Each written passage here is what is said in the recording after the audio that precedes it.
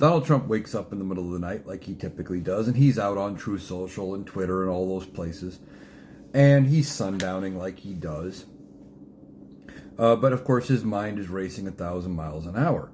So what does he do? He goes after the New York Times. Now, I'm not sure what story in general he was talking about, or if it was just he was just pissed at the New York Times today because of the New York Times being the New York Times. But he turns around and says that they are, of course, the enemy of the people. He said that before. And then he added a new one. He said they're a national security threat. Well, let's see, Donald. How can a newspaper be a national security threat? Oh, right, they can't. Because in this country, we have the freedom of the press. See, we put that in place way back when, because the King of England, before we were free, was going after newspapers that were printing things he didn't like. Guess what? You want to do the same thing.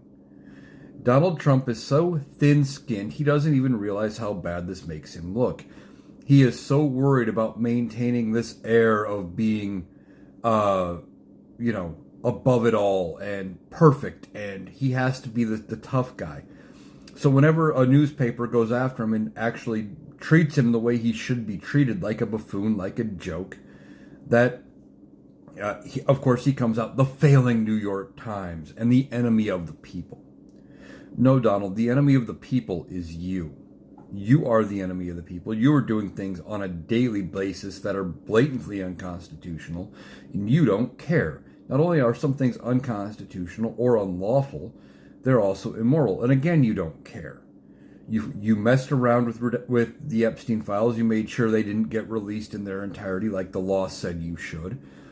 You didn't handle anything the correct way, but you want all the praise. You are a joke of a human being, and if anybody is a national security threat, it is you. You are leading us closer and closer toward war with another country, etc. But how can you go out and say the New York Times is a national security threat? With what justification? What are you going to try to do? Get them shut down?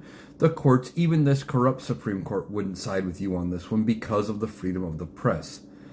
Period. We have that, so you can't just do this.